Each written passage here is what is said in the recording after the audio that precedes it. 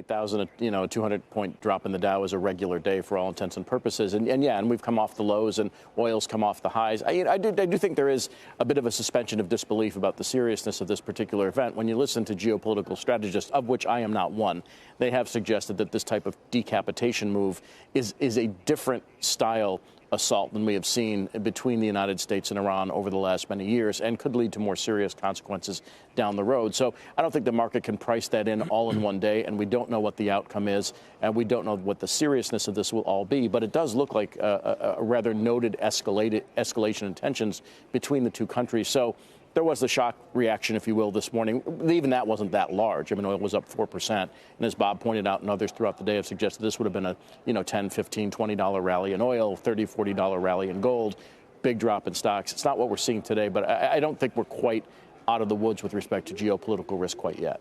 And, John, if we look specifically then at the energy patch with some of this, we are seeing crude oil prices up about 3%. But then when you look actually at the energy sector, not much movement, down just a bit. And I know energy has really underperformed. How does this play into the broader understanding, your understanding of the energy market and what we could be in for in 2020?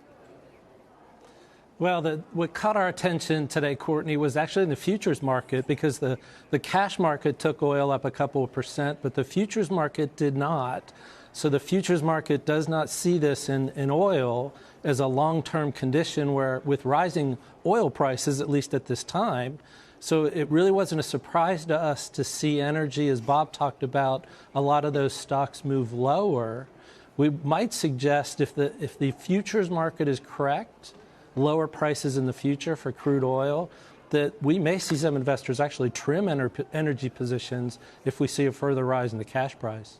Gus, if I can turn to you and talk a bit about the Fed minutes, of course, both pieces of news being digested by the market at the same time, the news overseas, as well as the minutes that we just got from that latest Fed meeting. The Fed looks like sort of taking their time to evaluate the economy. But I think we would be remiss not to understand that the Fed was very supportive of this market in the last year. Going forward, what are your expectations for the Fed? Will they sit in neutral, or are we looking at perhaps one move or more? Right now, I don't expect to see the Fed cut rates in 2020. So monetary policy is mildly positive for growth, mildly positive for stocks right now. There is still a great deal of uncertainty out there, but as the Fed minutes noticed, it did lessen. That being said, obviously, the attack in Iraq has increased uncertainty.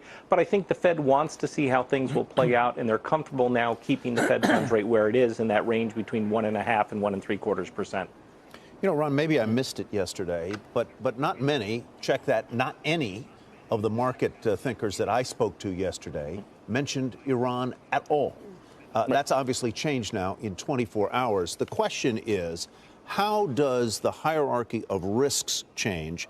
And does the risk rating, hard for me to pronounce, intensify markedly because of this for the year 2020? Well, it's an open question on the markedly part, Tyler. I think, the Council on Foreign Relations released its risk assessment for the year, 13 different hotspots, the most we've seen in quite some time, proxy war with Iran being in the top 5, as we've heard throughout the day. And so, I think the geopolitical risk matrix rises and becomes more intense. Political risk, both at home and abroad, is slightly higher as well. It's an election year, as we well know. So I think the hierarchy of risks moves away from, let's say, Fed tightening, which I think is not likely in 2020, and towards these other events. The election here at home.